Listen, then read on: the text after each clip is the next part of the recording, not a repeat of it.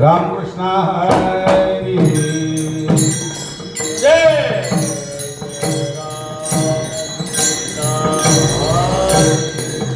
हरि जय जय राम कृष्ण हरि जय जय राम कृष्ण हरे हरि जय जय राम कृष्ण हरि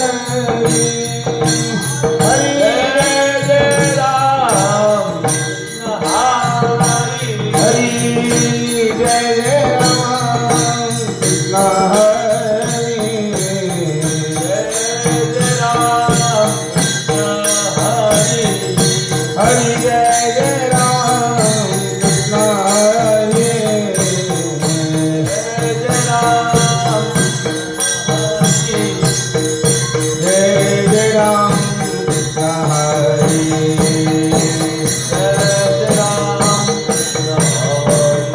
जय जय राम कृष्ण हरे जय जय राम कृष्ण हरि जय जय राम जय जय राम कृष्ण हरि जय जय राम जय जय राम कृष्ण हरि जय जय राम जय जय राम कृष्ण हरि जय जय राम कृष्ण हरि जय जय राम कृष्ण जय जय राम कृष्ण हरि जय जय राम कृष्ण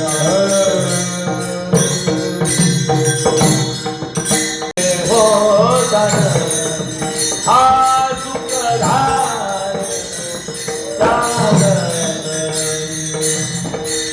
प्रधारे हो साधरे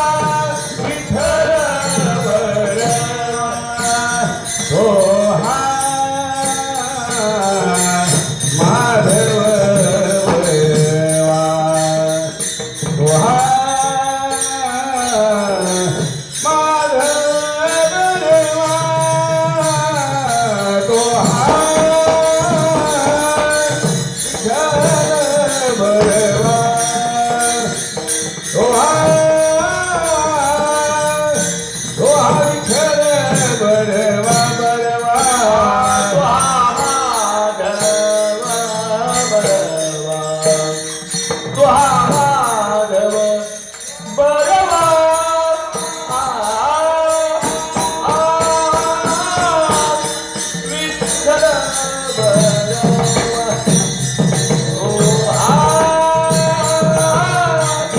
विठ्ठल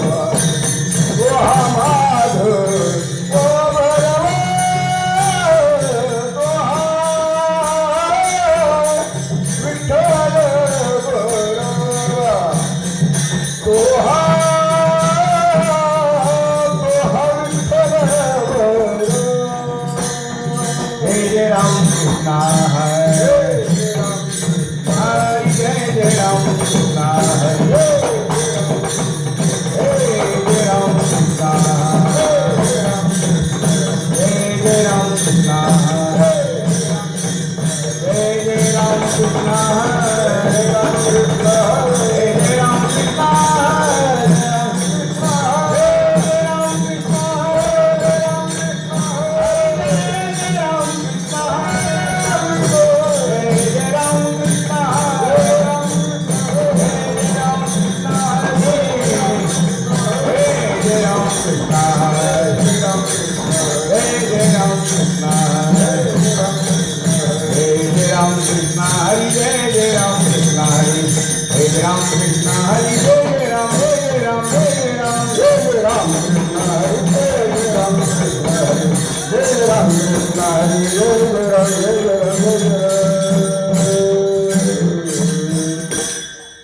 सदा तळमळ ओ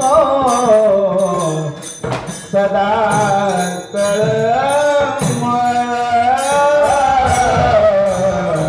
सदा तळमळ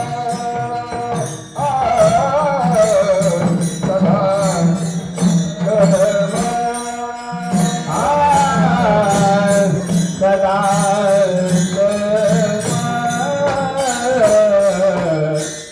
सदा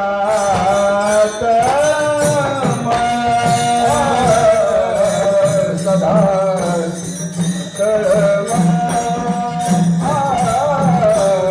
सदा गीताची हळ हळ गीताची हळ त्याचे दर्शन न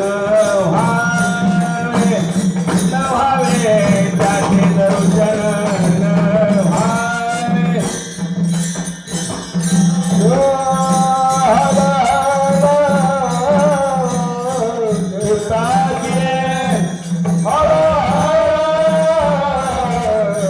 त्याचे दर्शन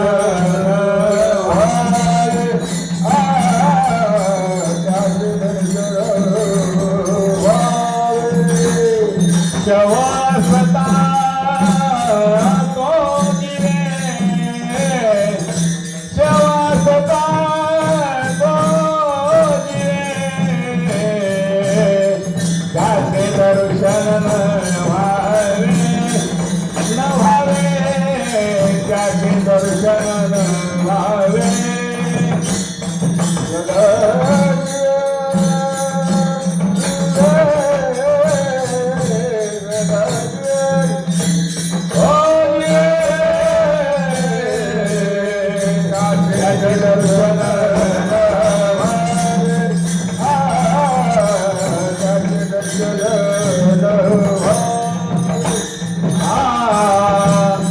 शब्दाची शब्दाची घाणी शब्दाची घाणी शब्दाची घाणी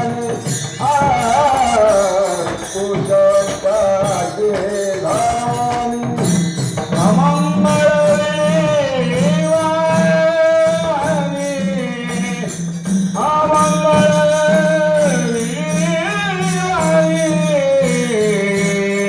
त्याचे दर्शन व्हावे न व्हावे त्याचे दर्शन व्हावे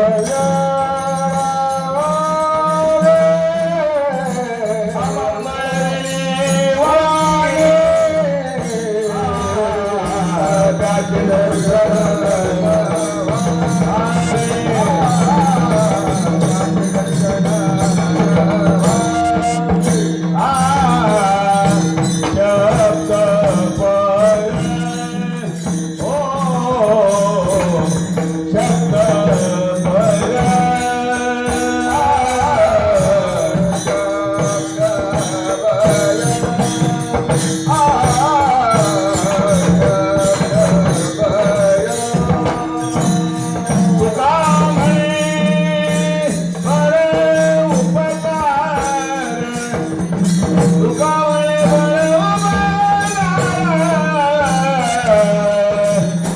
दर्शन व्हावे हरी हरी त्याचे दर्शन व्हावे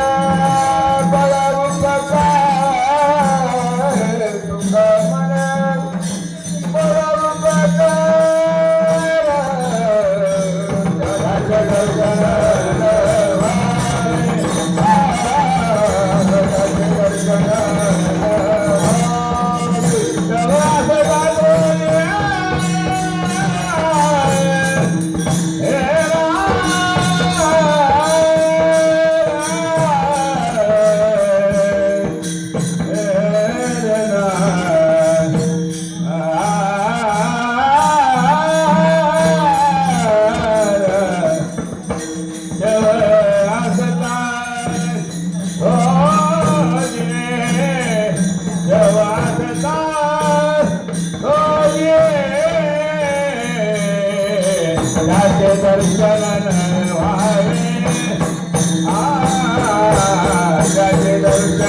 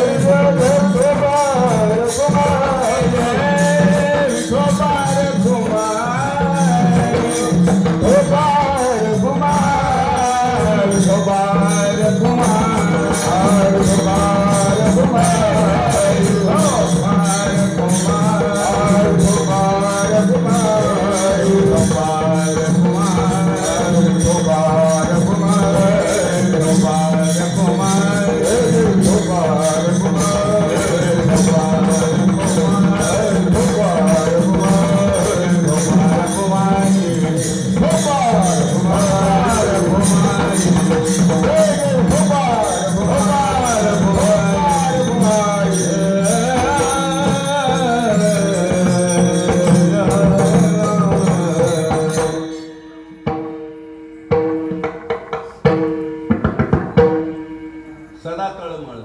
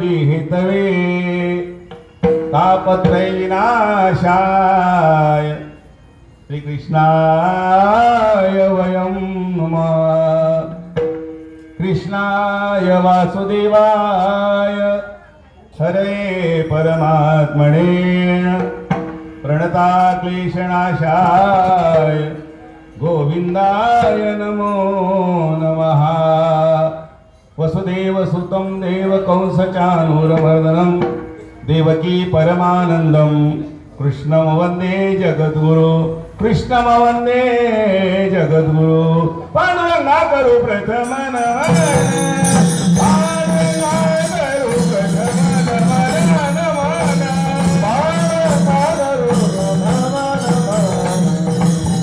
पांडुरंगा करू प्रथम नमन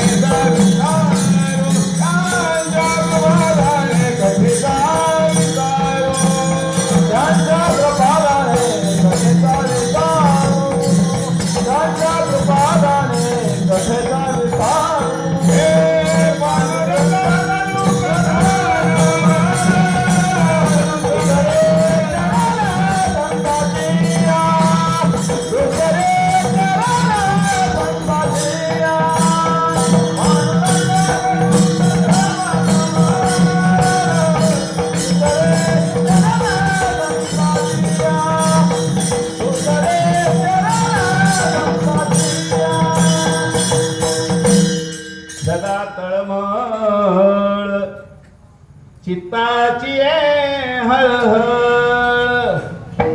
त्याचे दर्शन न व्हावे शवासता तो जीवे कुशब्दाची घाणी अमंगळगविली वाणी त्याचे दर्शन न व्हावे शवासता तो जीवे नेने शब्द पर तुका म्हणे पर उपकार तुका म्हणे पर उपकार त्याचे दर्शन न व्हावे शवासता तो जीवे विठाला विठाला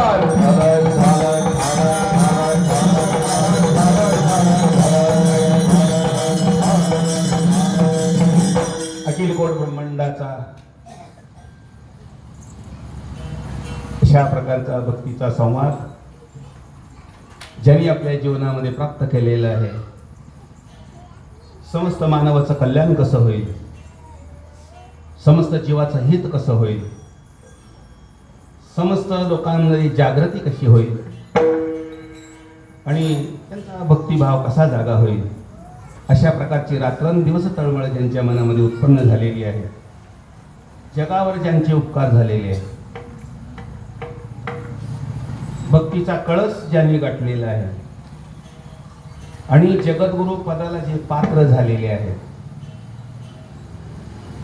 देवाणीही ज्यांची सेवा करावी असा त्यांचा अधिकार प्राप्त झालेला आहे, ज्यांच्या अभंगावर विश्वास ठेवून, ज्यांच्या अभंगावर श्रद्धा ठेवून जो जीवन जगतो तोही भक्तीला पात्र होतो, अशी ज्यांच्या अभंगाची किमया आहे, अशी ज्यांच्या अभंगाची शक्ती आहे, असे जगद्गुरु तुकाराम महाराज यांच्या गाथ्यातील उत्कृष्ट अशा प्रकारचा तुम्हा सर्व जीवांना विचार करायला लावणारा हा अभंग आहे. विठाल विठाल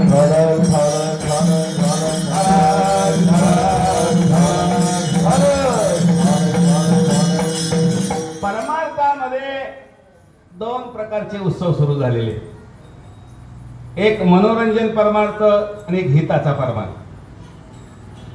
आज जो चाललेला परमार्थ आहे तो मनोरंजनाचा परमार्थ.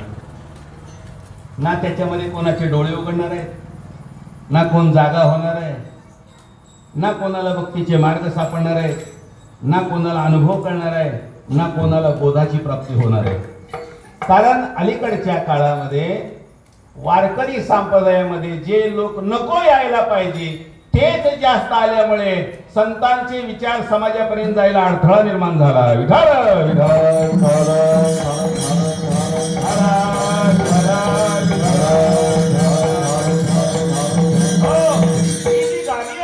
या गादीवरून तुकाराम महाराजांचे विचार, ज्ञानोबा महाराजांचे विचार, सकल संतांचे विचार हे समाजाला सांगण्यासाठी टाकलेलं हे आसन आहे. या आसनावर आल्यानंतर आपण लोककल्याणाशिवाय आणि ईश्वर भजनाशिवाय शब्द बोलता कामा नये. जर तो शब्द सुटून गेला असेल तर समजून चला त्याला या गादीवर येऊनही या गादीचा महिमा कळाला नाही. विठाल विठाल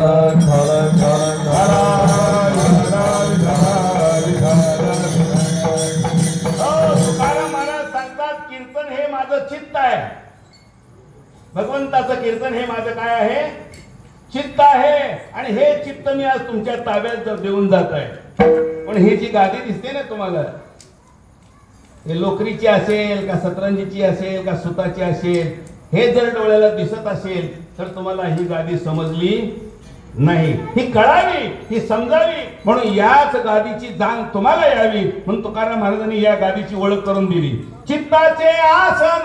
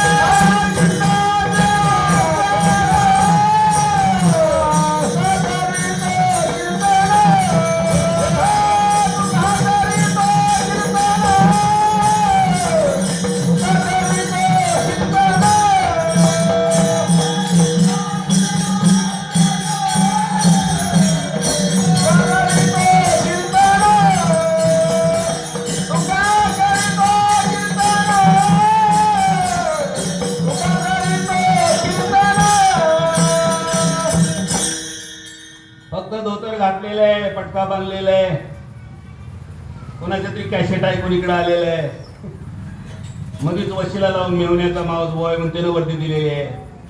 अशी गर्दी वारकरी संप्रदायात जास्त झाल्यामुळे जे संतांचे विचार समाजापर्यंत पोचायला पाहिजे ते पोचत नाहीत. ही चिंता महाराजांना 400 वर्षापूर्वीच होती.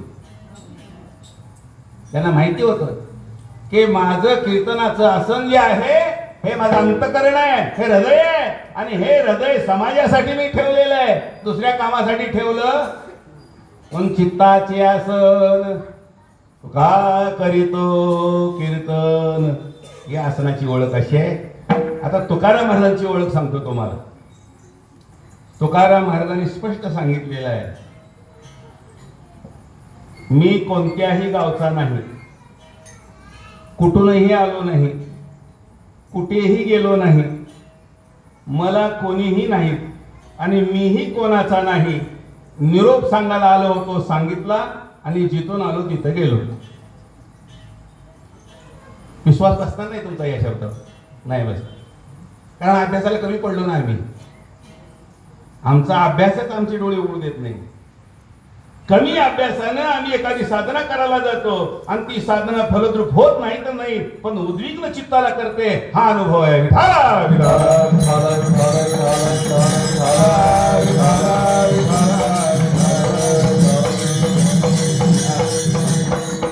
त्याच्या खुलाशासाठी तुम्हाला एक अभंग सांगतो, गात्यातला घरी गेल्यावर धरून बघा. ज्याचा अभ्यास असेल त्याच्या लक्षात यायला असेल, आणि जर कोणाला आला असेल तर मी सांगावं अभंगाचं पहिलं चरण, म्हणजे पुढे जाता येईल आपल्याला. हा काहीच नव्हे मी कोणी ये गावीचा, माझं गाव कुठलं नाही, माझा प्रांत कुठला नाही. या बोलण्यामागे काय तळमळ आहे तुकोबांची इच्छा लक्षात घ्या. मी कुठून आलो, कुठे गेलो, तुम्ही याच्याबद्दल जास्त चर्चा करत बसू नका. माझं येणंही नाही आणि माझं जाणं सुद्धा नाही. मीही कोणाचा नाही आणि माझे सुद्धा कोणी नाही. फक्त एक निरोप सांगायला आलो होतो. तुमचं भलं व्हावं, तुमचं हित व्हावं, तुमचं कल्याण व्हावं, या कल्याणाच्या हिताचा उपदेश करण्यासाठी आलो आणि उपदेश करून निघून गेलो. विठाल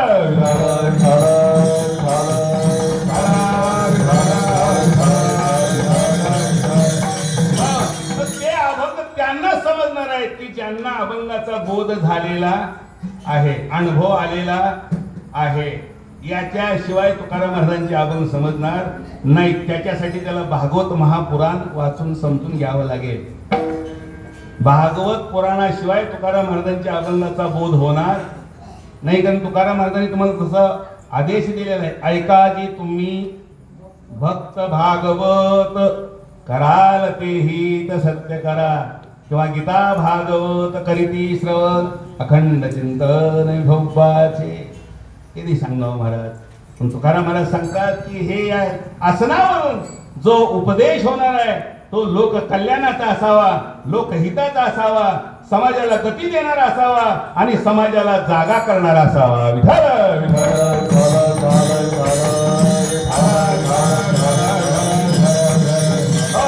अलीकडच्या काळात आम्हाला तसं दिसत नाही, आढळत नाही, तसा अनुभव येत नाही, बोध होत नाही. आमचे मनोरंजनाचे कार्यक्रम सुरू झालेले. एक ड्रायव्हर जर दुसऱ्या ड्रायव्हरला आपल्या गाडीत घेऊन गेला तर त्याचे पैसे घेईल का?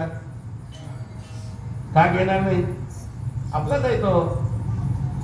त्या ड्रायव्हरला काय बोध होतो, तो आणि मी कोण आहे एकच आहे. एक ड्रायव्हर जर दुसऱ्या ड्रायव्हरला आपल्या गाडीत घेऊन गेला तर त्याचे पैसे घेणार नाही. याच्यासाठी काही तुम्हाला पुराण वाचावं लागले का? अनुभवाचे बोध आहेत महाराज. अलग लक्षात. एका कटिंग दुकानदाराची जर दुसऱ्या कटिंग दुकानदारानं जर कटिंग केली तर पैसे घेईल का? नाही घेणार. त्याला माहिती आहे हे आणि आपण एकच आहोत. एका हॉटेलचा मालक जर दुसऱ्या हॉटेलच्या मालकाने चहा पाजला तर पैसे घेईल का? नाही घेणार. कारण त्याला माहिती आहे हा आणि मी एकच आहे. पण एक भजनी मंडळ दुसऱ्या भजनी मंडळाला पाकवाज देईल का? मग ते शाने का आम्ही शाने?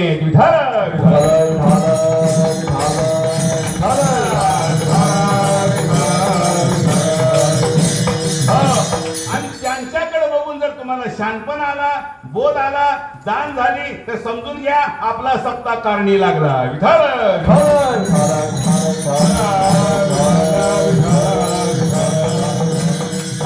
हे बघा, लोकांनी अभंगाचे दोन तुकडे पाडले. मूर्ख लोकांनी अभंगाचे काय केले? दोन तुकडे पाडले. सोपे अभंग आणि अवघड अभंग. तुला कोणी सांगितलं अभंग सोपे आहेत म्हणून? आणि तुला कसं कळलं अभंग अवघड आहेत म्हणून? पाठांतरातला नसला की अवघड आणि ओळखीचा असला की सोपा. बावळटा ज्या रामेश्वर भट्टाला सर्व पुराण पाठ होती त्याला अभंग कळाले तर तुला कसे कळणार?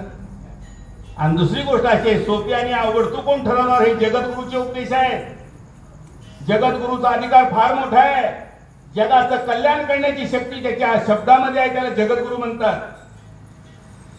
म्हणून मगाचा उपदेश केला की तुम्हाला सांगितलं कुठून आलो काही नाही, मी आलो ते कल्याणासाठी आलो. जगद्गुरू म्हणजे संपूर्ण विश्वाचं कल्याण करण्याची समर्थ शक्ती त्यांच्या अंतःकरणामध्ये होती. म्हणून तुकाराम महाराजांचा परिचय झाला पाहिजे.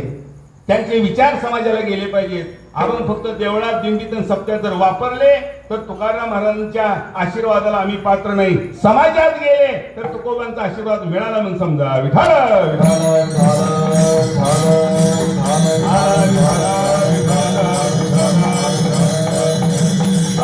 दुसरी गोष्ट अशी आहे, अभंग सोपे आणि अवघड ठरवणारी मंडळी कीव येते मला त्यांच्या बुद्धीची. अभंग सोपे नाहीत आणि अभंग अवघडही नाहीत. ते तुमच्या हिताचे आहेत, ते आपल्या भल्याचे आहेत, ते आपल्या कल्याणाचे आहेत आणि ते आपल्या सुखाचा मार्ग सांगणारे निरोप आहेत. म्हणून अभंगाकडे पाहत असताना तुम्ही वेगळ्या दृष्टिकोनातून पाहू नका. आपल्या हिताचा उपदेश आहे आणि बोधाचा उपदेश आहे असं जर पाहिलं तर नक्कीच अभंगाची आम्हाला कृपा झाल्याशिवाय राहणार. हो, पण आम्ही बिनबोधाचे, बिगर अनुभवाचे, पण वळवळले. अनुभव नसेल तर गप बसावं का नाही? वळवळ. आमची परिस्थिती अशी आहे, ज्याला पोती सांगायला येते त्याला वाचायला येत नाही. पोती सांगायला येते त्याला, वाचायला येत नाही. वाचायला येते त्याला, सांगायला येत नाही. आणि दोन्ही येतो ते गावात पोती होऊ देत नाही. काय कुठे वेळ घालता सांगा. बरोबर कीर्तन आहे. विठ्ठल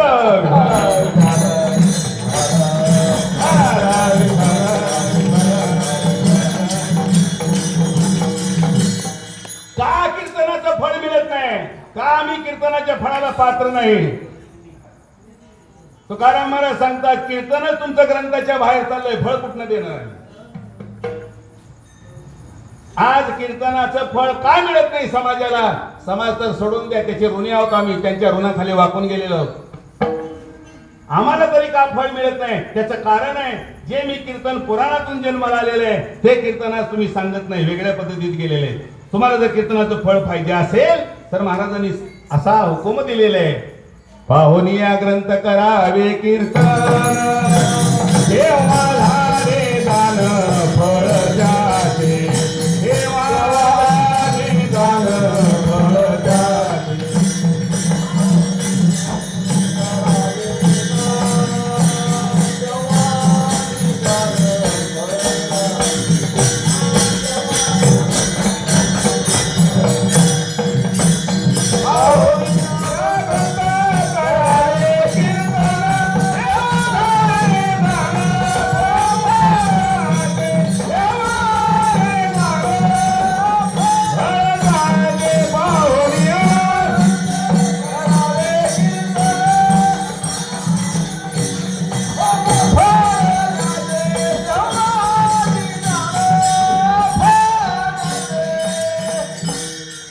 कीर्तनाचं फळ भोगायचं असेल, मिळवायचं असेल, प्राप्त करायचं असेल तर तुमचं कीर्तन हे पुराणातून जन्माला आलं पाहिजे. पाहुनिया ग्रंथ करावे कीर्तन, केव्हा झाले जाण फळ त्याचे. ते फळ तेव्हा मिळेल की तुम्हाला जोपर्यंत अशा पद्धतीचा अधिकार प्राप्त होईल, पुराणातून कीर्तनाची या ठिकाणी संगत लागेल. आणि ते मिळणार नाही. परिस्थिती दृष्टीने यावं वास्तवामध्ये. ज्याला पकवाज लावायला येतो त्याला वाजवायला येत नाही, लावायला येतं त्याला वाजवायला येत नाही, वाजवायला येतं त्याला लावायला येत नाही, आणि दोन्ही येतं ते भजनाला येत नाही.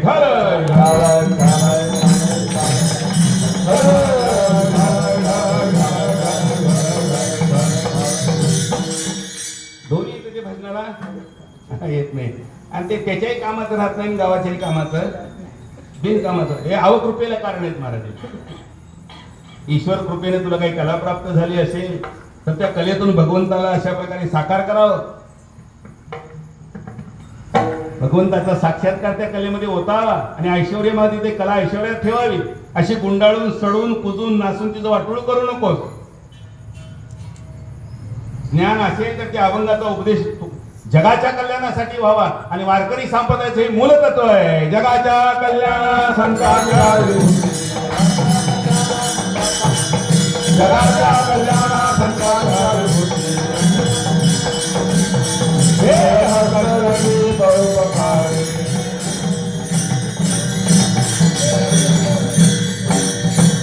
जगाच्या कल्याणासाठी, जगाच्या कल्याणासाठी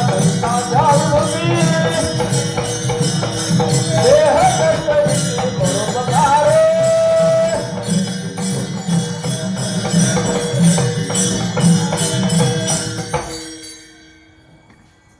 तुकाराम महाराजांचा आणि रामेश्वर शास्त्रींचा संवाद आहे. काय संवाद आहे? रामेश्वर शास्त्रीने तुकाराम महाराजांना प्रश्न केला की मी शास्त्री आहे, पंडित आहे, आणि त्या काळातल्या राज्य सरकार दरबारी मला मान आहे, अधिकार आहे, आणि मी जो न्याय देईल तोच न्याय आहे. अन्याय असेल किंवा नसेल पण माझं देईल तोच न्याय आहे, असं माझ्या शब्दाला त्या कालामध्ये वजन आहे. मग तुम्ही हे अभंग केले कसे? तुम्ही हे अभंग केले कसे? तुकाराम महाराजांनी त्यांना स्पष्ट सांगितलं की महाराज, तुमच्या अधिकाराबद्दल मला काही शंका नाही, तुम्ही देवच आहात. तुमच्या रूपाने मला रामेश्वर शास्त्री बोलतात असं कधी वाटतच नाही, तुमच्या रूपाने पांडुरंग बोलतो हेच मला दिसतं. दोघांच्या नजरेतला फरक पहा. दोघांच्या नजरेतला फरक पहा. आमची तर नजर एवढी वाईट आहे, सप्ताह बुडाला तर चालत पण त्या बोला किती द्यायचं.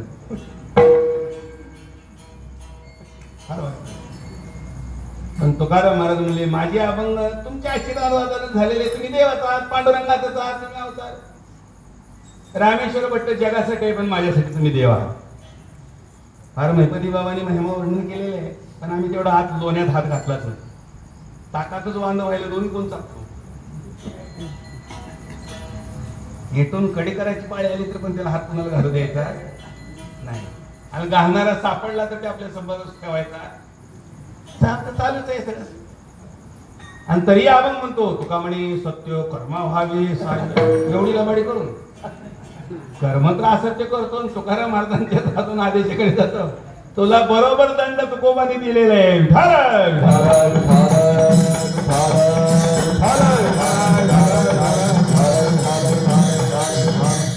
सांगोला तालुक्यामध्ये कीर्तनाला गेले.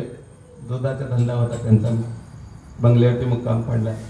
हे सकाळी उठलं, हरिपाठ म्हणता म्हणता धार काढली. त्याला 30 लिटर दुधाची गरज होती, पण 24 लिटर दूध काढलं निघालं. आणि हरिपाठ म्हणता म्हणता ते दूध काढलं. आता 30 लिटर करायचं कसं म्हणते, 24 मध्ये 6 लिटर पाणी टाकलं. आणि मग म्हणलं पुण्याची गणना कोण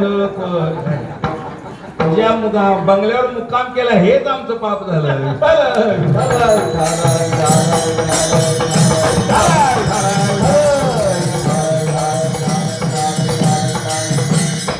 रामेश्वर शास्त्रींनी तुकोबांना प्रश्न केला, हे अभंग करण्याचं तुम्ही काम का स्वीकारलेलं आहे? कोणी सांगितले तुम्हाला हे अभंग करायला? हे अभंग आम्हाला 40 रुपयाच्या गात्यामधून मिळाले नाहीत. हे कष्ट करणारे आमचे पूर्वज आहेत महाराज, त्यांना आपण थँक्यू म्हणलं पाहिजे. कोणी सांगितले तुम्हाला हे अभंग करायला? तुकाराम महाराजांनी त्यांना नमस्कार घातला, प्रणिपात केला. म्हणजे महाराज पांडुरंगानेच मला हे अभंग करायला सांगितले. त्यांची आज्ञा झाली. आणि आता तुम्ही तुकोबा नामदेवाला घेऊन आले. याला साक्षी कोण आहे? नामदेव महाराज आहेत. आणि नामदेव महाराजाला घेऊन मला उपदेश केला, हलवून जागा केलंय. मी जागा झालो, पण हे सगळं स्वप्नात झालं. अलग लक्षात काय काय जागी असते तुम्हाला. आणि फारच थोडी माणसं स्वप्नात जागी असतात, फारच थोडी. तुकाराम महाराजांच्या स्वप्नामध्ये हा दृष्टांत आहे.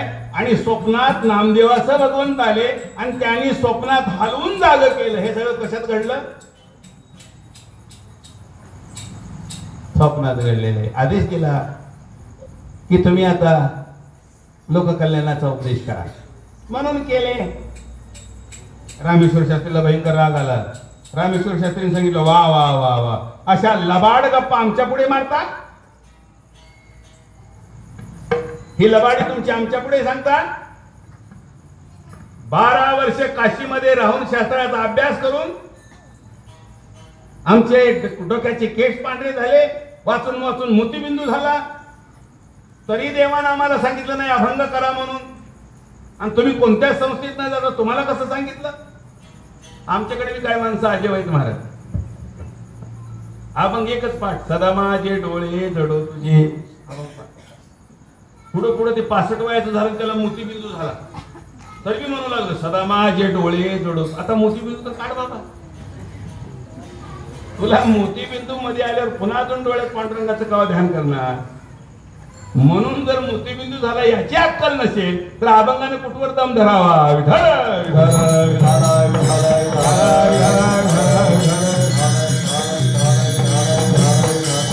ते म्हणले तुमच्यासारख्याला सांगितलं आणि पांडुरंगाला बरं आमचं नाव नाही लक्षात आलं. 12 वर्षे काशीमध्ये राहून 2.5 फूट माझी शेंडी लांब आहे, तालुक्यात एवढी कोणाची नाही. शास्त्र उघडून पेलेलं आहे मी. प्रकांड पंडित आहे. पंडित नावाची पदवी त्या काळात होती 400 वर्षाखाली. हे ह बाबा फी बाबा हे आता आलेलं आहे. आणि त्याच्यात जर काही परीक्षा ठेवल्या तर किती राहतील किती गळतील सांगता येत नाही. देवाच्या परीक्षेत तर आम्ही उतरतच नाही, सोडून द्या.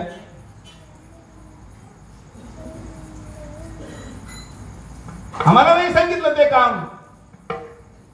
तुकाराम महाराजांनी त्यावेळेला त्यांना एक सुंदर उपदेश केलेला आहे. देव आपलं काम त्याला सांगतो की जो देवाला आवडलेला आहे.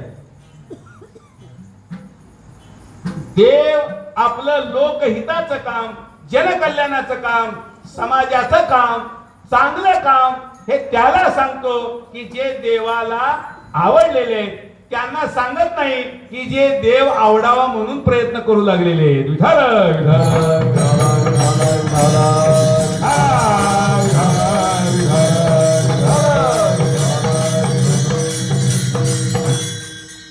देवाला आवडले तुम्ही? हो, कशा?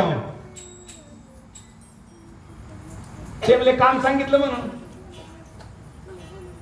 आम्ही नाही आवडले शास्त्री, नाही कशा? तुम्हाला काम सांगितलं नाही म्हणून. बरीच लोक दुसऱ्याचा द्वेष करून आपलं देवावर अतिप्रेम आहे हे दाखवण्याचा अट्टास करतात. त्याच्यापैकी ह्या रामेश्वर भट्टाचा नंबर आहे. देवाचं काम तुम्हाला सांगितलं नाही याचा अर्थ असा आहे की तुम्ही देवाची आवडते नाही. आणि देवाचं काम त्याला सांगितलं जातं की जे देवाला आवडलेले आहे, जे देवाचे झालेले आणि देवही त्यांचा झालेला आहे. विठ्ठल माझा माझा माझा माझा माझा विठ्ठल माझा श्री विठ्ठलाचा.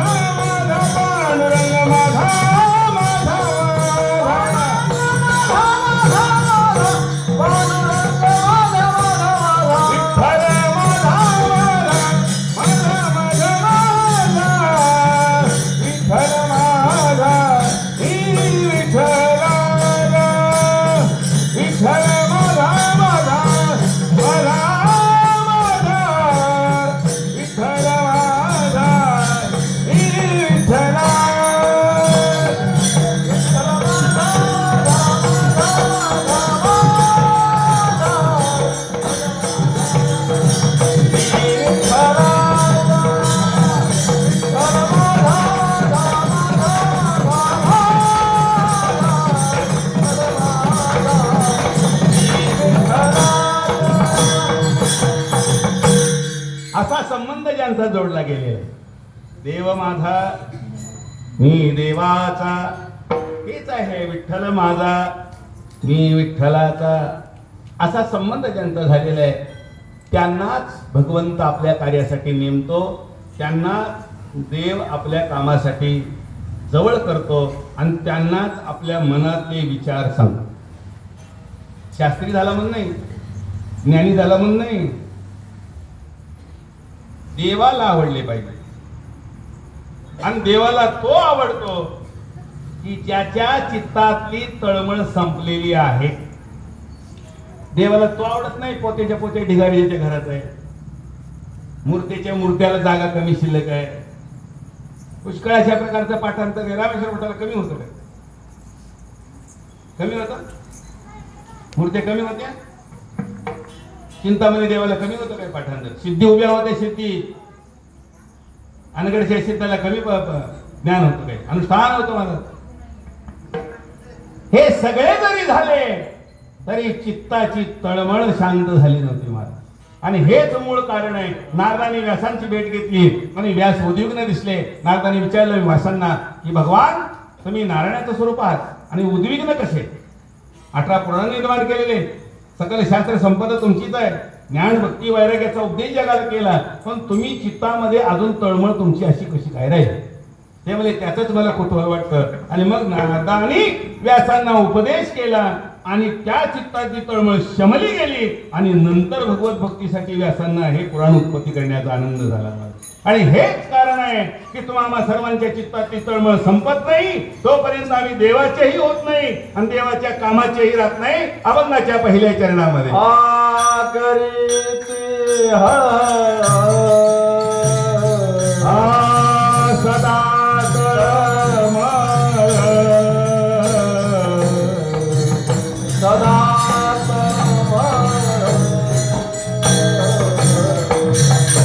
सदा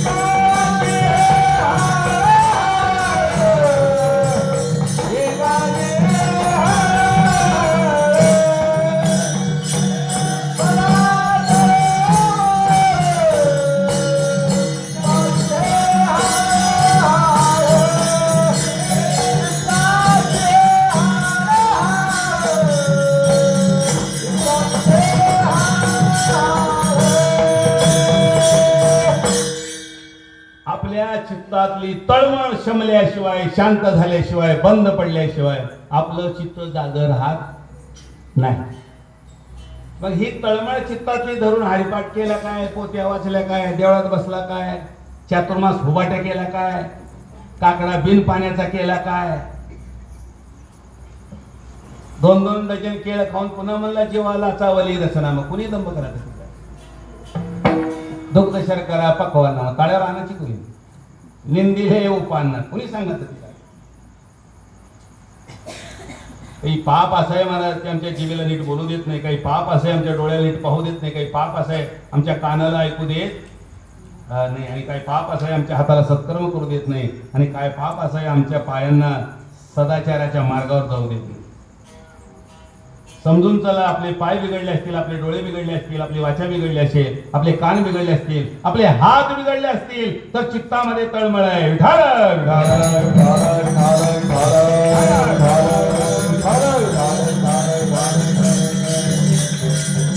अंदाज नाही लागत, अभंगाचा स्पर्शही आपल्या मनाला होत नाही. सकाळी फोन आला, हॅलो जय हरी महाराज, जय हरी. मी म्हणलं कोण बोलतोय? ती म्हणला मी बोलतोय. मग मी म्हणलं मी बोलतोय. मी म्हणलं तुम्ही कोण बोलता? तो म्हणलं मी बोलतोय. हे कोण म्हणलं मी बोलतो. 12 वाजे पण कोण कोणाला बोलतोय कळेल नाही. शेवटी मीच सुधारणा केली. म्हणलं फोन कुठं लागला? ती मला कानाला लागला.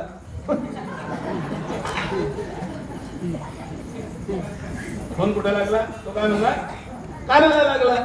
मी म्हणलं हे उलटा गाता पाठ केलेला दिसतोय. मी म्हणलं कुठनं बोलता? ती मला तोंडात बोलतो. आता त्याला कुठवर बोलावं? मी आपला अभंग तुम्हाला बोलावा विठ्ठल. काय संबंध जोडता महाराज? जगाच्या दुनियेत जर तुम्हाला फिरायचा छंद असेल, नाद असेल, जग आवडत असेल, समाजात बसणं उठणं आवडत असेल, समाजाचा मान सन्मान आवडत असेल, समाजाची स्तुती आवडत असेल, समाजाचं पाय धुवून घेणं आवडत असेल, समाजाची सेवा आवडत असेल, समजून चला देवाच्या तुमच्यात अंतर पडलेलं आहे. विठाल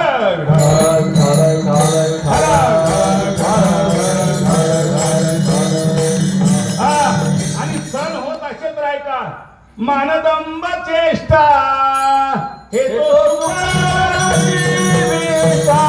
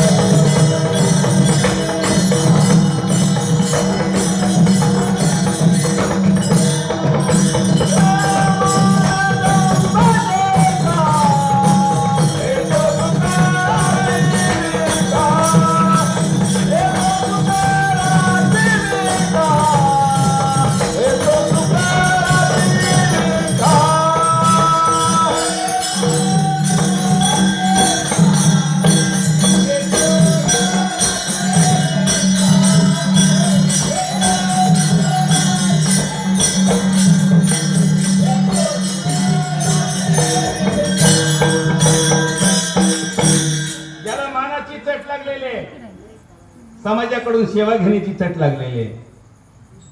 प्रत्येक जण ईश्वराचा अंश आहे. एकाची स्तुती केली तर दुसऱ्याची आपोआप निंदा होते.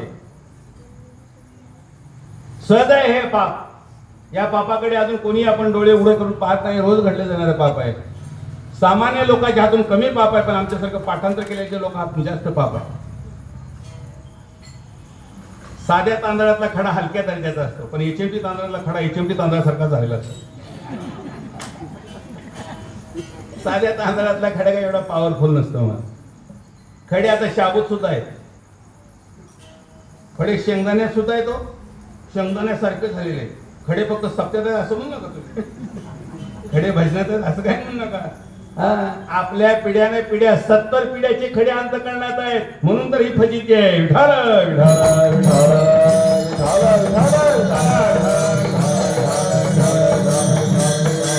देवाची भेट होण्यासाठी, देवाची प्राप्ती होण्यासाठी, भगवंताकडे जाण्यासाठी बाकीची काही गरज नाही. तुका म्हणे चित्त करावे निर्मळ, हेवो नि गोपाळ राहे देते.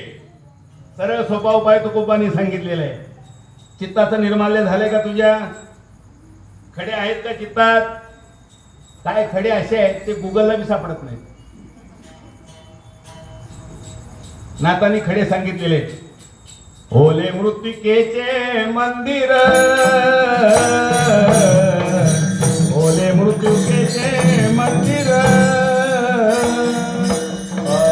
ओले मृत्तिकेचे मंदिर,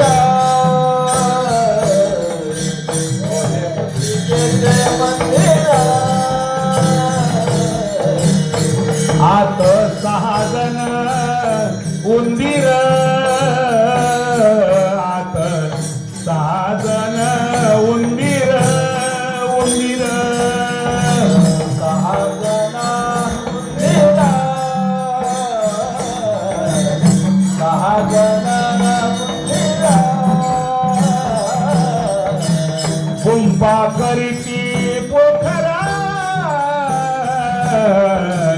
कुंपा करीती पोखरा, कुंपा करीती पोखरा, कुंपा करीती पोखरा. त्याचा नका परवानगी कारगा, त्याचा नका परवानगी कारगा. कसं करतय मियाव मियाव, कसे करतय मियाव मियाव. नका करू आणखी कारगा, त्याचा नका करू आणखी कारगा. कसं करतय मियाव मियाव, कसे करतय मियाव मियाव मियाव मियाव. मुद्रिकेचे मंदिर आत 6 जण उंदीर गुंपा करिता ती पोखर त्याचा नका करू अंगीकार गा कसं करताय मियाव मियाव. बऱ्याच लोकांना बोध नाही. त्याच्यामुळे अडचण अशी आहे, एका साधूची लंगोटी उंदरानं तोडली. पण साधू वनात राहत होते, त्यांना माहीतच नाही उंदीर नावाचा प्राणी. त्यांना काय माहित आहे उंदीर? त्यांनी सांगितलं माझी लंगोटी तोडली. मग ज्याची उंदराशी ओळख आहे पण त्याला लंगोटीचं ज्ञान नाही, ओळख कोणाची आहे? उंदराची. त्यानं उपदेश केला महाराज की तुम्ही आता उंदराने लंगोटी फाडलेली आहे तुमची, उंदराचा नाश करावा लागेल. तर ते साधू महात्मे असे होते, त्यांच्या हातून कधी जीवहानी झालेली नाही आणि त्याला साधू म्हणतात. त्याच्या हातून जीवहानी झाली तर त्याला साधू कसं म्हणता येईल? हा नाही म्हणतात. जेवढ्या जेवढ्या माळकऱ्यांनी राऊंड अप फावले त्याला कसं वारकरी म्हणता येईल? याच्यासाठी तुम्हाला जेड भरत राजाची कथा ऐकावी लागेल. कोणत्या राजाची? राजाचा दंडुका खाल्ला पण मुंगीवर पाय टेकला नाही, हे लक्षात घ्या. पायाखाली मुंगी सुद्धा मरू नये असं ज्याचं जीवन आहे त्याला संत वारकरी म्हणतात. पायाखाली आमच्या बोलण्याने काय काय लोक पुन्हा जन्मला सुद्धा नको रे बाबा, म्हणून मुंगी आणि राव आम्हा सारिकाची जीव. हरिपाठ म्हणता म्हणता मुंग्यावर राखेल होतो, कसं चालत. आणि पुन्हा म्हणतो समाधी संजीवन हरिपाठ. चांगलं आहे तुझ्याकडे, ज्ञानेश्वर महाराजांनी तुझं घेतलेलं आहे यादीच्या नाव घालायचं ब्लॅकलिस्टला. असं कसं होईल महाराज? कोण्याही जीवाचा न घडो मस का वर्म सर्वेश्वर. ईश्वरी अवतार आहेत सगळे. इथं वक्ते बाबाचं कीर्तन ऐकायला कोणी आहे का? निवृत्ती महाराज वक्ते बाबा, की ज्याला परमार्थातले भीष्माचार्य म्हणतात. काय म्हणतात? त्याने एकदा ह्या अभंगावर कीर्तन केलं होतं.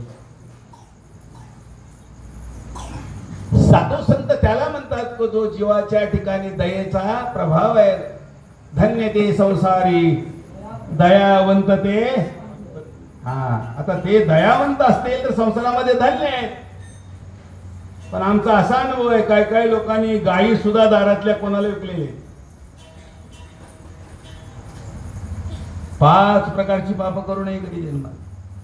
भूमी, माता, गाय यांची जर विक्री झाली असेल तर समजून चला हे पाप 70 पिढ्या खाली न उतरणार झालेलं आहे. विठाल विठाल विठाल.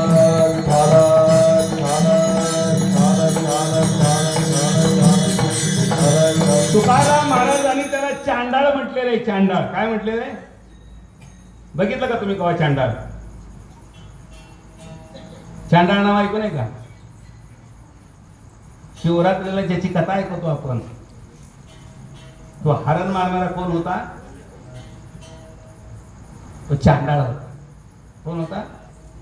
पण पूर्वजन्मी कोण होता? इंद्राचा सेवक होता. ते चांडाळ का झाला? जो कोणी शिवरात्रीचे कीर्तन दिलं असेल त्याला विचारून घ्या, हा कोण होता आणि कशामुळे त्याची फजिती अशी झाली. हा जो चांडाळ होता इंद्र दरबारातला सेवक, पण एका पापामुळे त्याला चांडाळत्व प्राप्त झालं. तर आमच्या ठिकाणी सुद्धा असं आहे, गायची विक्री झाली असेल आमच्या हातात, त्याला क्षमा नाही मार. गाय दान दिली असेल त्याच्यासारखा भाग्यवान नाही, पण गायची विक्री केली असेल त्याच्यासारखा दुष्ट कोणी नाही. कथा गौ करी कथेचा कन्या गौ करी कथेचा विकळा. बघून घ्या अभंग, त्याच्यामध्ये गौ नावाचा शब्द आलेला आहे. गौ कोणाबद्दल आहे? गाय. कन्या, त्याची जर विक्री आमच्या हातून झाली असेल तर हे चित्त भजनाला आणि भगवत प्राप्तीला पात्र नाही असा अनुभव आहे. विठाल विठाल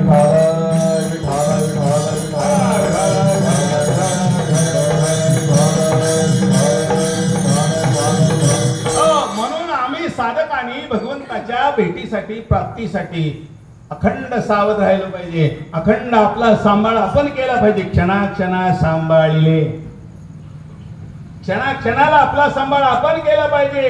साक्षी आपण झालं पाहिजे आणि आपण बजावलं पाहिजे. हे बाबा हे वाईट आहे करू नकोस, हे चित्तामधली घाण बाहेर नाही निघाली, चित्तामधली घाण कशी दडून बसली असेल तर तुकाराम महाराज सांगतात तो देवाच्या प्राप्तीला योग्य नाही, आणि जर आमच्या जवळ आला तर आम्हाला त्याचं तोंड बघू नये अशी माझी इच्छा आहे अभंगाच्या ध्रुपदामध्ये. त्याचे दर्शन न व्हावे, त्याचे दर्शन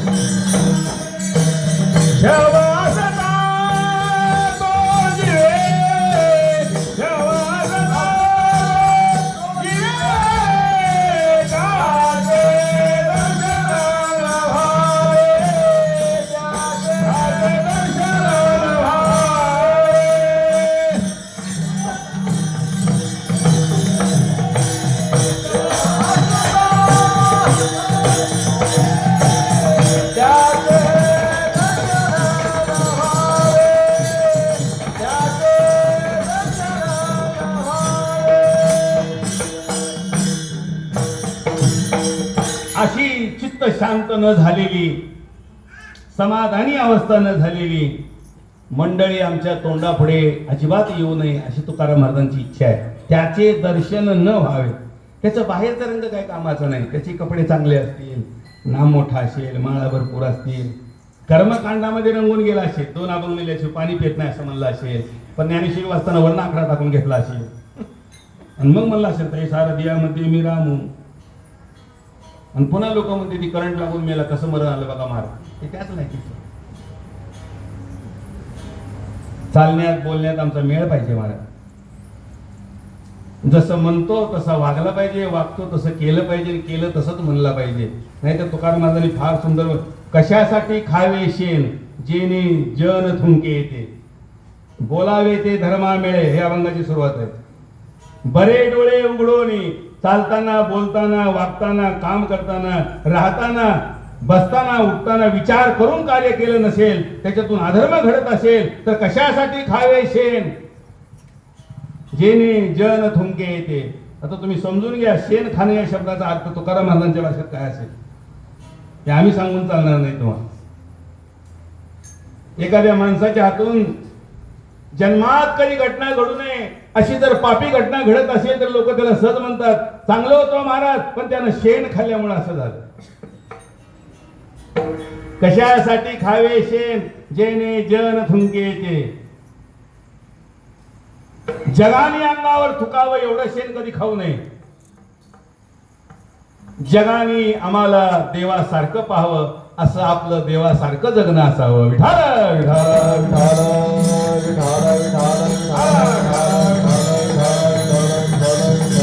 तसा असेल तर तुकाराम महाराज म्हणजे माझ्याकडे येऊच नका, त्याच्याच पाया पडा. देव तयाशी म्हणावे त्याचे पायी लीन व्हावे. सामान्य गोष्ट नाही मला, हे अधिकारी पुरुषाची लक्षणं आहेत सगळे. त्याचे दर्शन न व्हावे शेवा असता तो जीवे. तुकाराम महाराजांचं थोडंसं चरित्र तुमच्या कानावर यावं.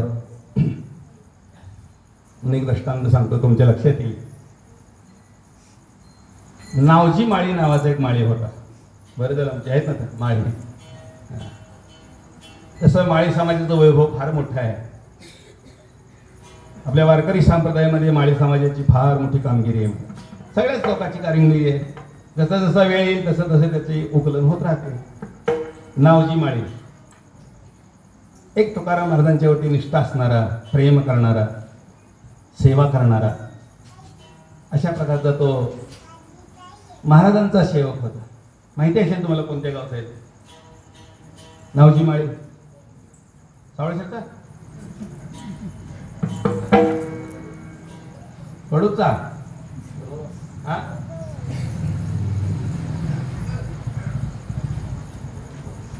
हा नावजी माळी तो लोहगावचा आहे.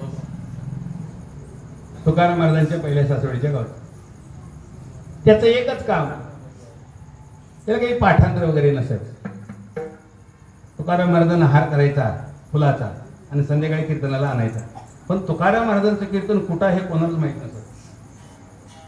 हे आमच्यासारख्याचं काम आहे. पॉम्पलेटमध्ये नाव आहे का, नंबर मोबाईलने टाकलाय का, पुढं हबप लिहिलंय का, अनुस्वार चुकलाय का, उकार पहिला दिलाय का दुसरा दिलाय, त्याच्यावर आमचं लक्ष जास्त आहे. वाटोळ किती झालं याच्यावर लक्ष नाही. आता उघडी डोळे जरी अद्यापी न कळे, मातीची या खोळे दगडाला पोटास, नुकसान किती झालं हे पाहावं नेहमी. मुदलामध्ये घाटा ऐसा खोटा होती. व्यापार करताना तोटा किती झाला याच्यावर जर लक्ष असेल तर त्याचं दुकान नक्कीच लांबपर्यंत चालेल. विठाल विठाल विठाल विठाल विठाल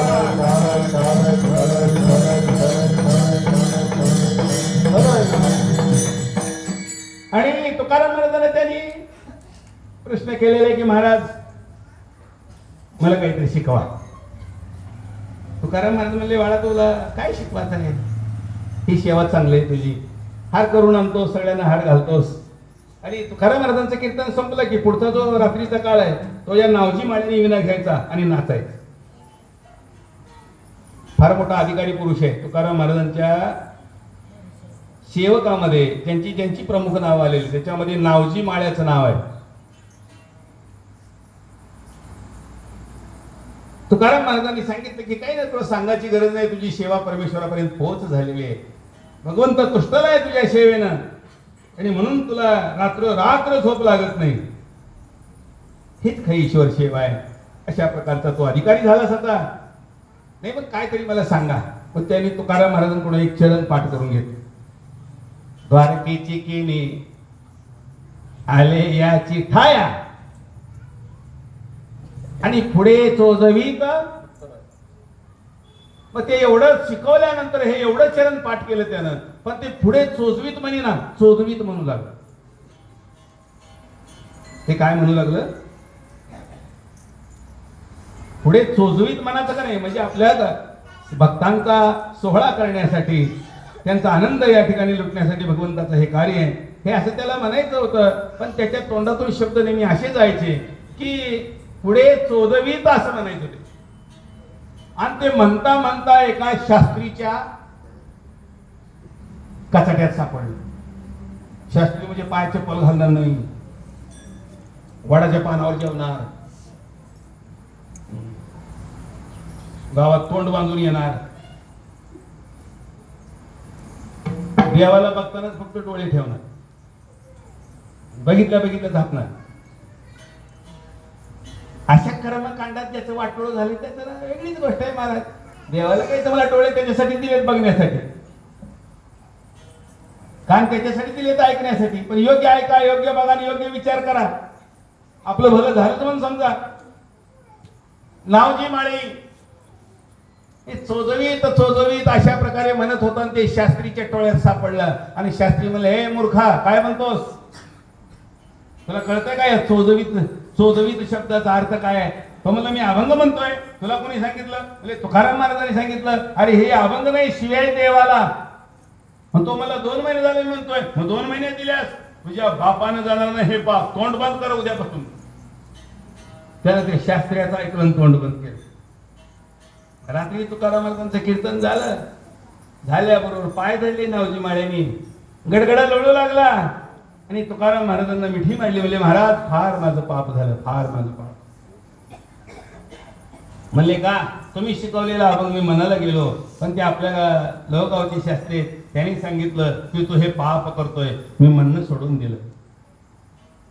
तुकाराम महाराज शास्त्राला काय म्हणले नाही, पण नावजी माळ्याच्या पाठून हात फिरवला. अरे तुझी सेवा देवाला आवडलेली आहे, तुझी सेवा, आता नीट ऐका पुढे, सेवा देवाला आवडलेली आहे. पण ज्या शास्त्रीनी या नावजा माळेला सांगितलं की तू ही देवाला शिवी देतोस, हा अभंग नाही, तुझ्या तोंडातून निघालेला उच्चार हा अभंगातल्या शब्दाचा नाही, या शब्दाचा उच्चार शिवीसारखा होतो आहे, म्हणून तू हे पाप केलेलं आहे. असा जो शास्त्री होता तो कीर्तन संपल्याबरोबर आला आणि तुकाराम महाराजांच्या पायावरती लोळला. तुकाराम महाराज म्हणजे, शास्त्री भाऊ इकडे कसे काय? त्याला बोलता येईना. ज्या क्षणी त्यांनी नावजी माळ्याला सांगितलं तू देवाला शिवी देतो, त्या क्षणी त्याची वाचा नष्ट झाली. तो मुका झाला. घरीही त्याला सांगता येईना, गावातही बोलता येईना आणि कोणाला काहीच सांगता येईना. त्याच्या लक्षात आलं तुकोबारायांनी दिलेला शब्द उच्चारणामध्ये जरी बिघडला असला तर तुकाराम महाराजांच्या आशीर्वादात काही कमीपणा नाही. पण माझी वाणी अमंगल झाली, मी घाण बोललो. खरं घाण माझ्याकडे, नावजी माळ्याकडे काही नाही. रडू लागला, डोळ्यातून अश्रू येऊ लागले. तुकोबा म्हणू लागले, अरे काय झालं काय शास्त्री बुवा तुम्हाला? करायला सांगता येईना महाराज. त्याला तोंड मारून घेऊ लागलं. त्या नावजी माळ्याचे गळा पडू लागलं आणि मग नावजी माळ्याच्या हातून एक वाघाचा तुकडा घेतला. तुकाराम महाराजांनी सांगितलं नावजी माळ्याला, अरे बाबा त्यांच्या घशामध्ये काहीतरी अडकलेलं दिसतंय, एवढा वाळकाचा तुकडा त्यांना दे. तुकाराम महाराजांनी दिला नाही, नावजी माळेने दिला. आणि नावजी माळ्याच्या हातून तुकडा खाल्ल्याबरोबर त्या शास्त्र्याचा जसा पूर्वीसारखा आवाज होता तसा निर्माण झाला. तोपर्यंत शास्त्री दोनदा तुळजापूरला जाऊन आला घशाच्या औषध खाऊन. लोक म्हणले तुझ्या पापाचं फळ आहे.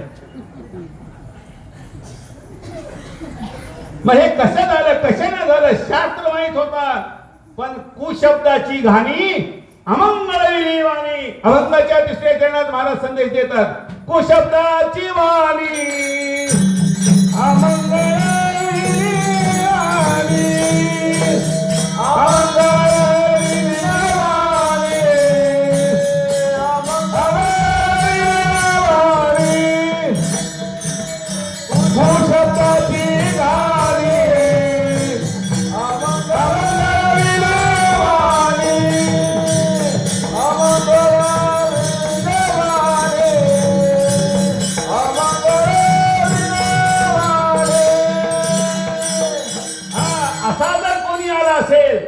तुम्हाला तुमच्या काही उच्चारावर बोध करीत असेल तर तुकाराम महाराज अशा लोकांना दंड करतात. कुशब्दाची घाणी, त्याच्या तोंडातून निघालेले ते शब्द नाहीत, घाण आहे घाण, की जी समाजासाठी धोका आहे, खतरा आहे, नुकसान आहे.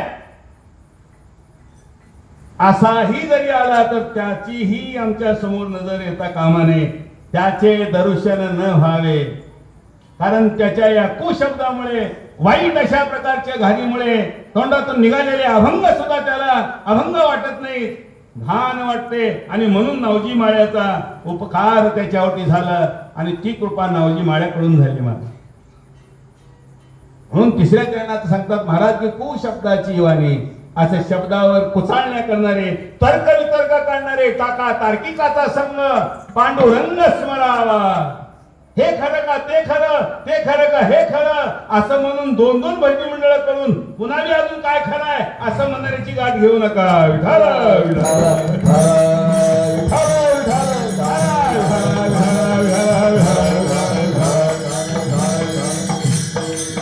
आपल्याला हा अभंग वेळेत बसवण्यासाठी घाई घाई नाही, चिंतन चालू आहे.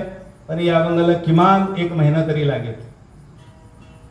अंतःकरणाची तळमळ कशामुळे उत्पन्न होते, उद्विग्न का होतं, याला कोण जबाबदार आहे, कोणाची आजी अशा प्रकारची अवस्था होते, याचं संचित काय, याचं प्रारब्ध काय, या सर्व गोष्टीची उकल झाल्यानंतर तुमच्या लक्षात येईल. आणि म्हणून तुकाराम महाराजांच्या मनामध्ये निश्चय झाला. आणि तुकाराम महाराज सांगतात की या जगामध्ये आणि देव दाखवावा अशी माणसं भेटली तर तुमचं कल्याण आहे.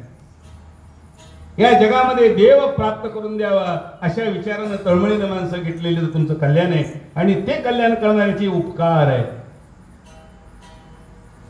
बाकीचं पोटा पाण्याला सांभाळणारे, एसटीचं अर्ध तिकीट काढून देतो म्हणून नादी लावणारे, हे जे उपकार नाही तुम्हाला, हे तर त्यांच्या बी मुळावर आणि आमच्या बी मुळावर.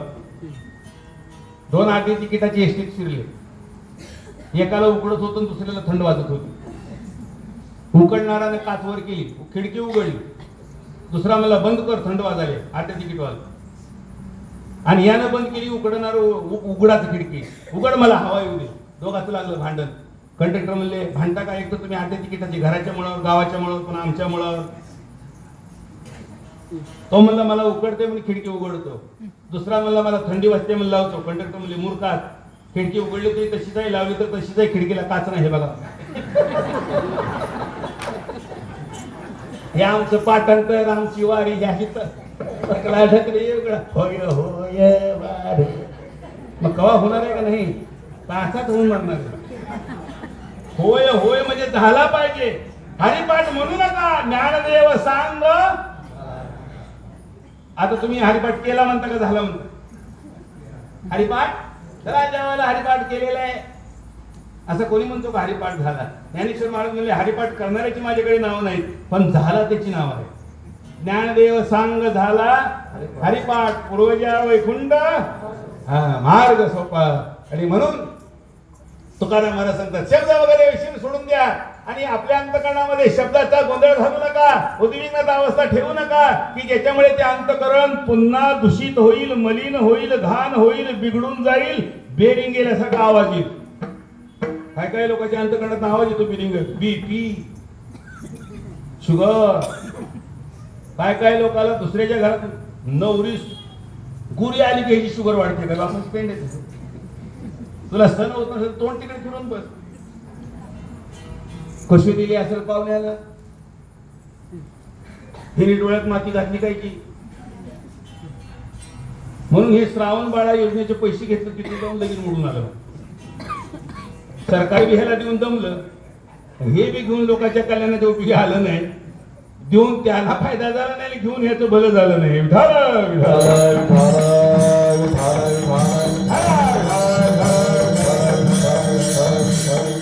हो म्हणून तुकाराम मला शेवटच्या चरणामध्ये तुम्हाला सावध करतात. ने शब्द पर तुका म्हणे पर उपकार, तुका म्हणे पर उपकार, तुका म्हणे पर उपकार. ने शब्द पर तुका म्हणे पर उपकार,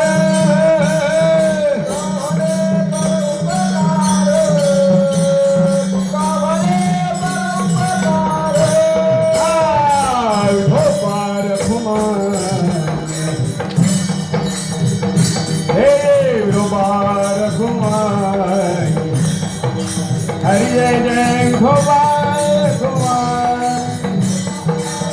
हे जय गोपाल कुमार, गोपाल कुमार, हे गोपाल कुमार, गोपाल कुमार, हे जय गोपाल कुमार.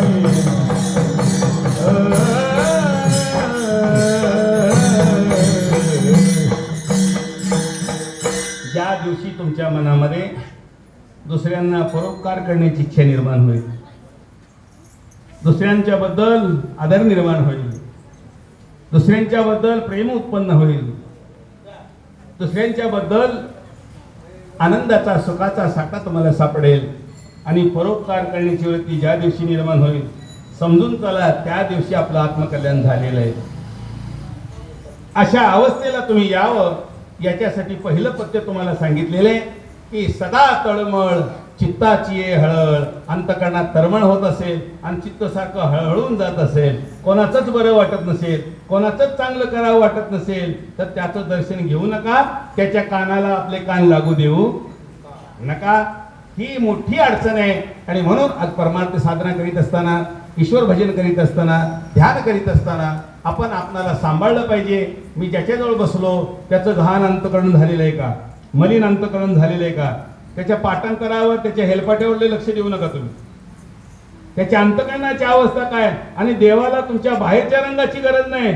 अंतरीची घेतो गोडी पाहे जोडी भावाची, देव सोयरा देव सोयरा देव सोयरा. आणि अंतकरणात घाण असेल तर बाहेर स्वच्छ असून चालत ती घाण येतेच महाराज. अंतरीचे धावे स्वभावे बाहेर घरी आई पर्यावरी. रविवारची सुट्टी आहे आणि साहेबाची पत्नी आहे, तिने सांगितलं घरला पाहुणे येणार आरसा पुसून घ्या. यानं चष्मा घातला आणि आरसा पुसायला सुरुवात केली. एक डाग दिसाला आरशाला, गरम पाणी मारलं तरी डाग जाईल, राखेल वतलं तरी डाग जाईल, फरशी घासाचा ब्रश घेऊन घासलं तरी डाग जाईल. शेवटी मारतीची मळी लावली. आता मारतीनं कुठवर दम दावायच्यावर. बरेच लोक सांगते की आमच्या नवऱ्याला वळण लावून मारतीची मळी घातली. आपूट मारती त्या डोक्यात घाल फरक पडायचा मारतीने कुठून नवऱ्याच्या नादी लागलं आपूट मारती जरी डोक्यात घातलं तर त्याचा मेंदू सुधारायचा नाही आणि तुझंही भलं व्हायचं. साहेब हातून ओरडू लागली गावा मला झाला का आरसा जायचा ते म्हणजे आरसा धुतलेला आहे पण एक डाग निघत नाही ते म्हणजे नीट पुसा अहो पुसलाय फडक्याने पुसलाय सगळ्याने पुसलाय शेवटी ज्ञानेश्वरीचं कापड काढून त्याला पुसला ज्ञानेश्वरी उघडी केली पण त्याला डाग पुसला काही जातच नाही हो. मग ती बाहेर आली आणि तिनं पाहिलं ते आरशावर पाणी मारत असताना त्याच्यातला एक थेंब एका चष्म्यावर आला होता.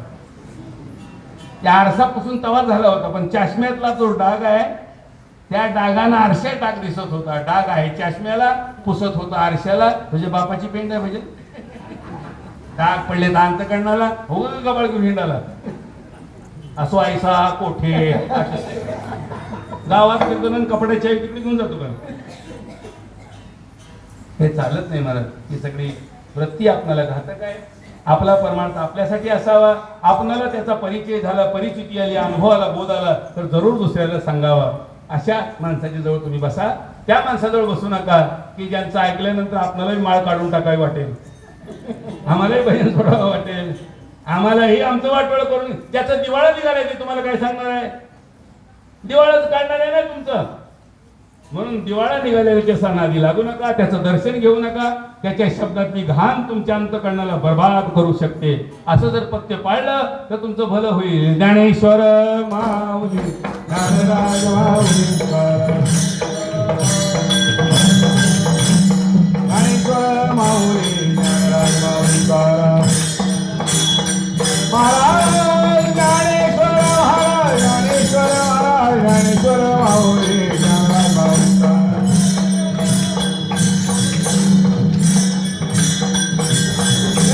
ज्ञानेश्वर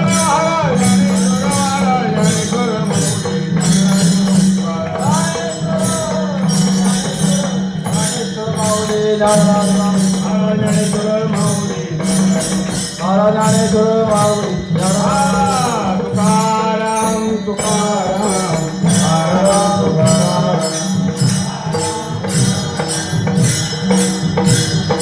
तुकाराम तुकाराम तुकाराम तुकाराम तुकाराम तुकाराम तुकाराम तुकाराम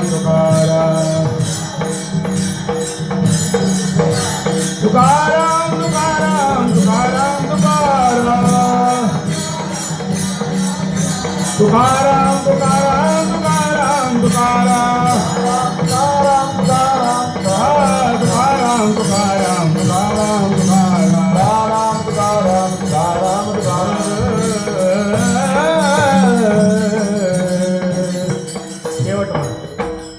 नेने शब्द फळ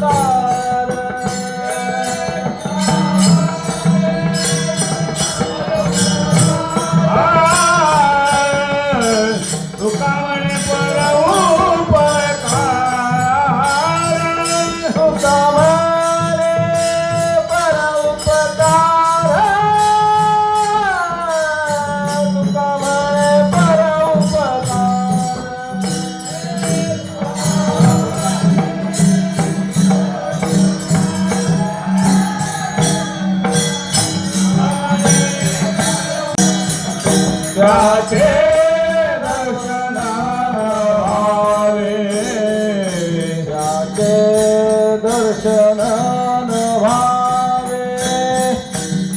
त्याचे दर्शन व्हावे त्याचे दर्शन व्हावे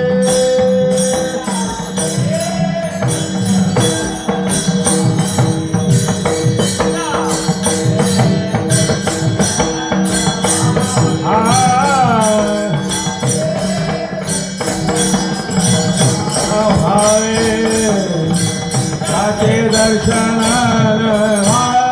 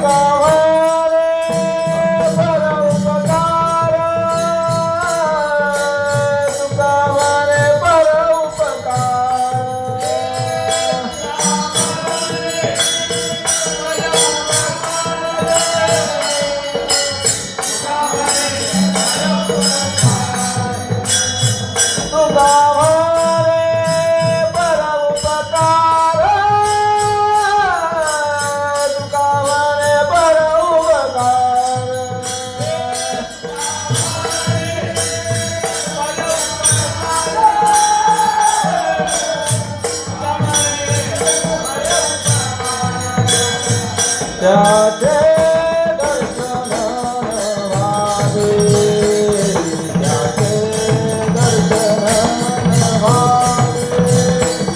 त्याचे दर्शन व्हावे त्याचे दर्शन व्हावे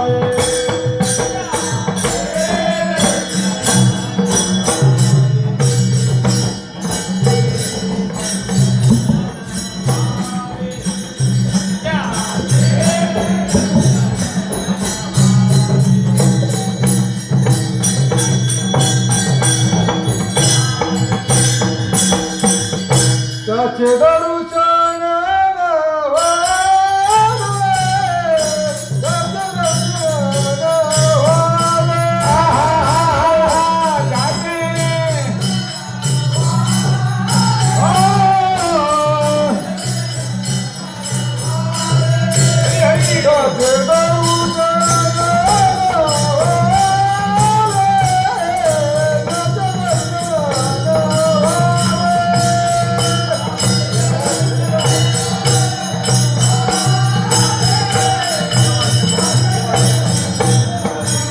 जेव्हा असा कोणी रे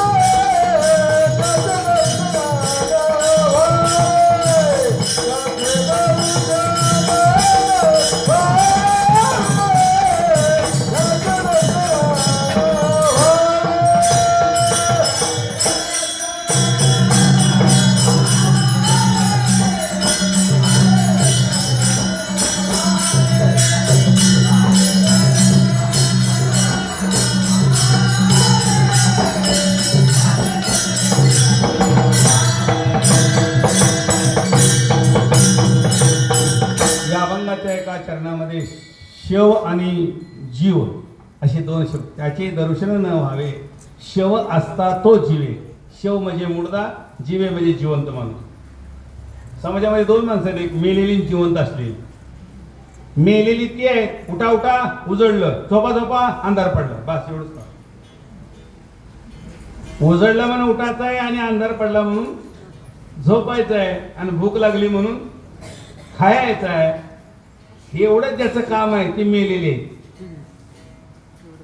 आणि उठल्यानंतर माझ्या हिताचा विचार, कल्याणाचा विचार, भगवत प्राप्तीसाठी माझ्याकडे अंतकरणाची तयारी मी करून ठेवलेली आहे का, असा विचार करणारा तो जिवंत आहे. असे मेलेले आणि जिवंत तुकाराम महाराजांनी कितीतरी दुरुस्त केलेले, आणि जे त्यांच्या बी हातून निष्ठलेले त्यांना सरळ करण्यासाठी हा भगवंताचा अवतार आहे. मूळ मुद्दा असा आहे.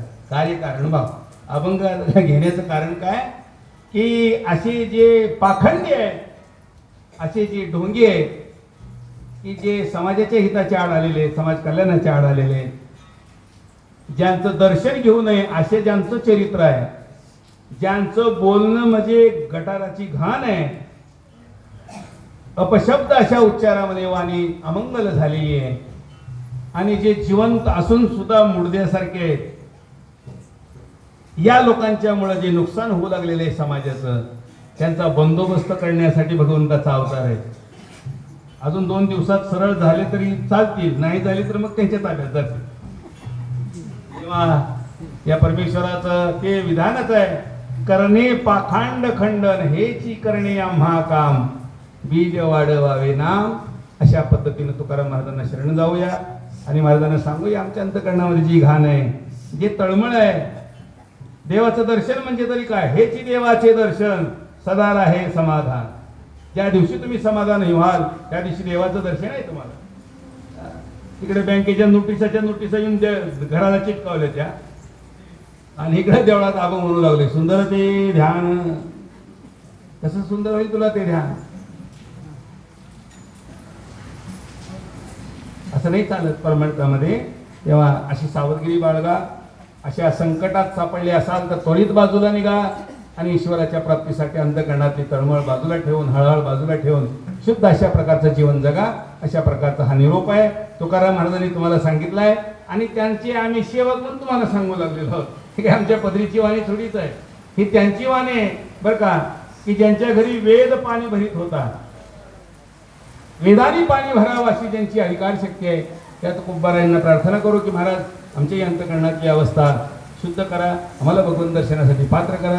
अशा प्रकारची प्रार्थना करून झालेली सेवा जगद्गुरु तुकाराम महाराजांच्या चरणी, अखिल गुरु ब्रह्मांडाने श्री पांडुरंगाच्या चरणी, तुम्हा सकल संत सज्जन वैष्णवांच्या चरणी अर्पण करून सेवेला पूर्णविराम देव. किंबहुना तुमचे केले धर्मकीर्तन सिद्धी नेले, इथं माझे उरले पायी कपन जय विठ्ठल जय भाल जय जय भाल जय भाल जय